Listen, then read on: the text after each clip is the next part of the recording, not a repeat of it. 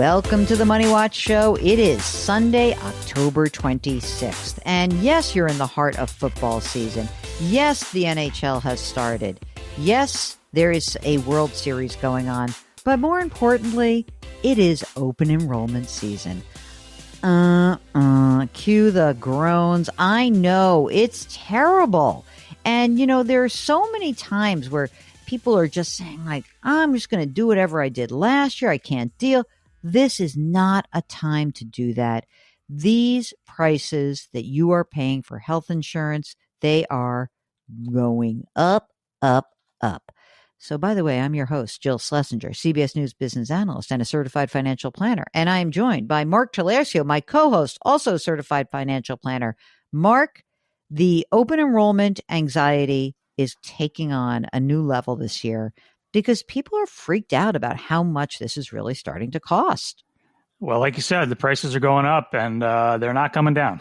No. And in fact, right in the last few days, the KFF Kaiser Foundation did their annual, like, hey, what's the average premium that people are paying and what are the employers paying? What are people paying? It's like 27 grand total is the average, of which the average premium paid for a family plan is just under $7,000. That is the average. Family premiums have been rising at about 2 times the rate of inflation. So I really want people to focus on this because it's just real money. So I know you hate it, but let's get into it. Let's get into this, Mark. You know, I know that you're getting excited about your open enrollment. I actually kind of do, yes. I know. You love this stuff. So let's do this. I was on CBS Mornings this past week, and I did a quick hit on open enrollment. I did not cover all the things I wanted to cover. So first and foremost, let us air the segment that I did on open enrollment on CBS Mornings. The anchor is Vladimir Duthiers. If you are one of the millions of Americans who get health insurance from your job, it is time to check your mailbox. This morning's Money Watch looks at this year's open enrollment period. It is when you choose your benefits for next year, and there is always a lot to think about. So we've got CBS News business analyst Jill Schlesinger here with the information you need to make the right choices. Good morning. Good morning. All right, so what should people consider when they're determining the best insurance plan, and does it make sense after you've already done it last year to look again and do something different? Absolutely. I know our first inclination, check the box, just do what I did last year. But these plans change from year to year. It may be that you got a new doctor or your doctor is no longer in your network. A drug that has been prescribed and covered, that may have fallen in or out of your particular plan. You've got to look at all of the plans available. Make sure this is where you can actually make a difference. Remember, we're talking about premium increases of 6 or 7%. It's about twice the rate of inflation. Spending some time with these forms, which are so boring. I know your eyes are glazing over. No, but it's important. It can save you a lot of money next year. So let's talk about these high deductible insurance plans that a lot of companies are offering, which have these lower annual premiums. So how do they work and how should people use them? Okay, they're really interesting. It used to be that people would say, oh, if I'm young and healthy, this is great. Lower premiums, I have a higher deductible. But more and more employees and more companies are offering these because they're paired with something called a health savings account. Now, these are triple tax advantage, meaning the money that goes into that health savings account, there's no tax on it. The money that is in that health savings account, no tax. When you take it out to pay for any health expenses, either soon or decades in the future, no tax due. So it allows you to save money on a tax-efficient basis, and that'll pay for those premiums or any other costs down the line. It's not locked into your current plan. You can take it with you. Yeah, I love those. All right, let's talk about open enrollment for Medicare. If you are age 65, what do you need to know about your health care? It is a dizzying process. And I want to be clear that if you are doing this, try to grab somebody who's in your life who's really going to help you out. Same process for someone who is 65 or older. Are my drugs still covered? Are my doctors still covered? By the way, there are big insurance companies that pull out of Medicare wholesale, so you've got to go through this process. I will pay some special attention to the prescription drug plan Part D because people who spend time looking at these drug plans are able to save about 5% in the subsequent year. Again, huge dollars on the line, Vlad. So, Mark, I am just in love with HSAs. You know that. And what you probably don't realize listening to this is that there were nice big fat graphics up. And so one of the graphics for an HSA that I want people to realize is that the HSA contribution limits have changed, and they are going up to $4,400 for individuals, $8,750 if you have a family plan, and an extra $1,000 if you're over the age of 55. Now, Mark, you guys use an HSA? We most certainly do. Yeah, we've been using it for, I would say, the last 3 or 4 years. We do not use it for healthcare expenses. It's just kind of sitting there in the background as an additional kind of, pot of savings. Yeah, and I think that what's important about that is, you've heard us talk about this on this show, on our sister broadcast, Jill on Money. I'm really focused on this, especially for retirees. Fidelity releases their healthcare cost estimate every year. And, again, they say an average couple is expected to pay $330,000 to cover healthcare costs in retirement. That does not include the cost of long-term care if needed. So, 165 as a single. That's a lot of money. And these HSAs that you're funding now that, again, are triple tax exempt, these plans can be used in the future. So they're kind of amazing. Now, I think a lot of people get spooked by paying out of pocket for high deductible plans. I don't know. How's it gone for you, Mark? Have you felt like, you set aside money in your generalized cash flow to know that you have to pay for the doctors that you guys see? Yeah, I think at this stage of our lives, it's really just the routine stuff, which is covered. Right. As we get older and if things change, then we may reconsider and go to a lower deductible plan. But for the time being, it's fine with just the routine stuff. That's cool. Now, listen, if you don't have an HSA, you don't have a high deductible health plan through work, don't forget about the old flexible spending account. Next year, you can put away $3,400 to pay for healthcare costs, like, again, deductibles, co-payments, co-insurance. You don't pay taxes on the money you contribute into the FSA.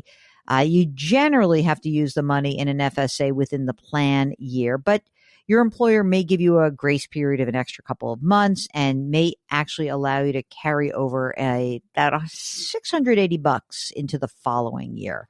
Mark, I do want to spend some time talking about the Affordable Care Act. I think a lot of our listeners have side hustles, or they are freelancers, or they own their own businesses.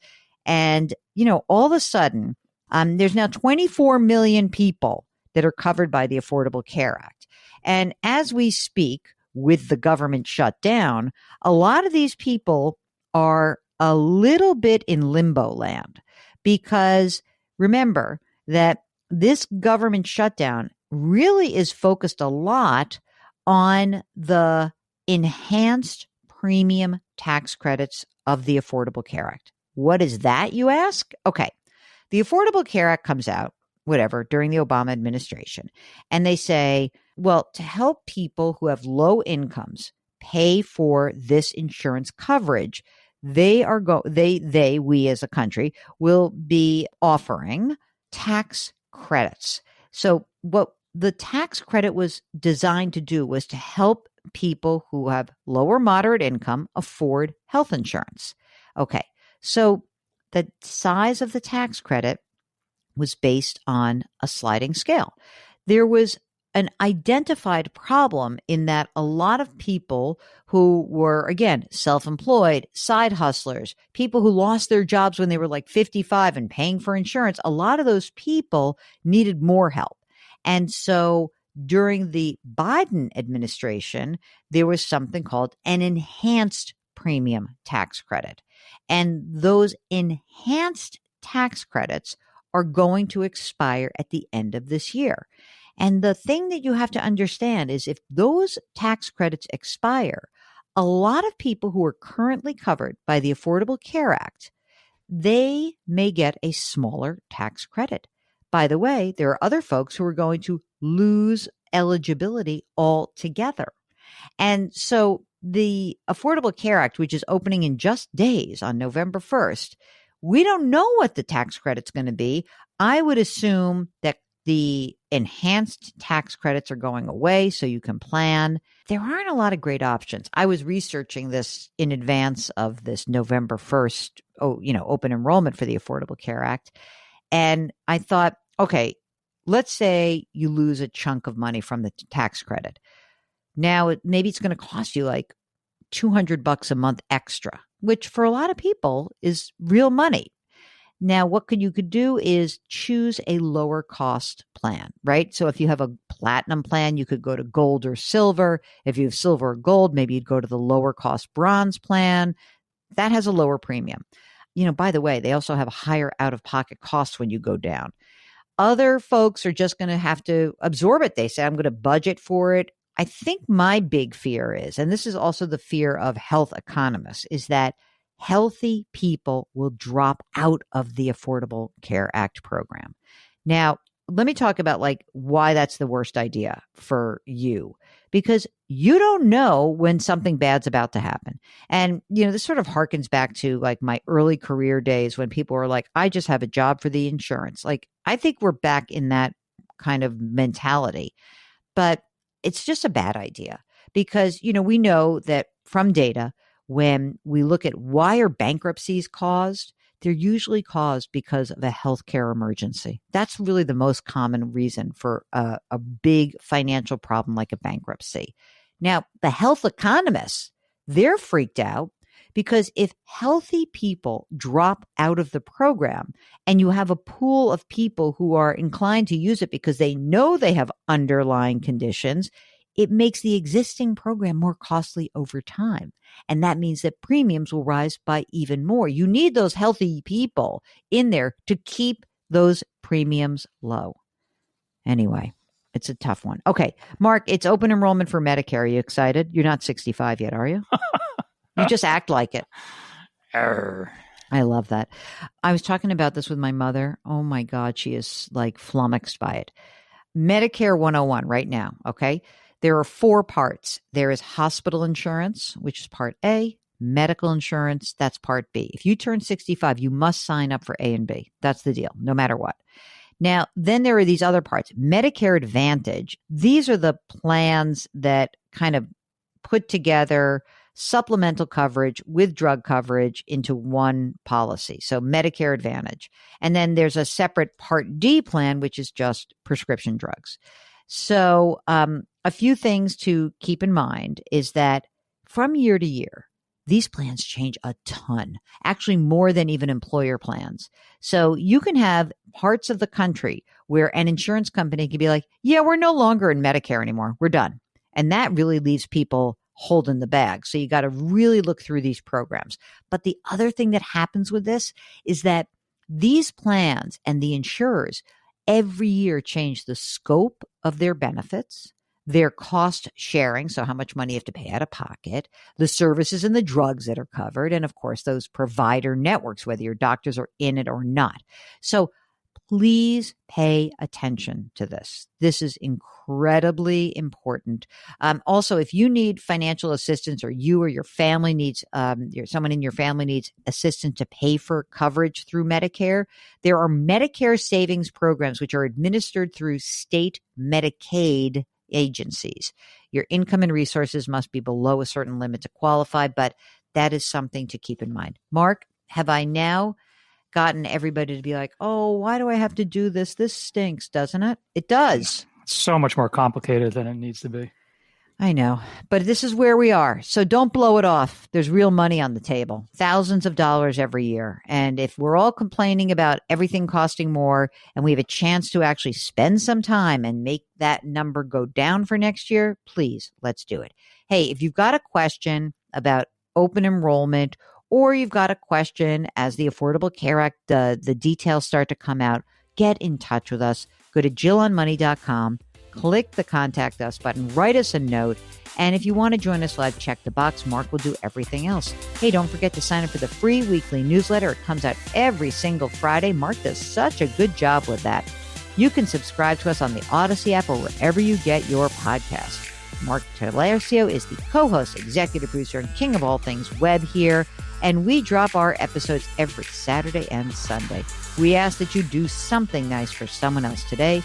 Change your work, change your wealth, change your life. Thank you for listening. We'll talk to you next week.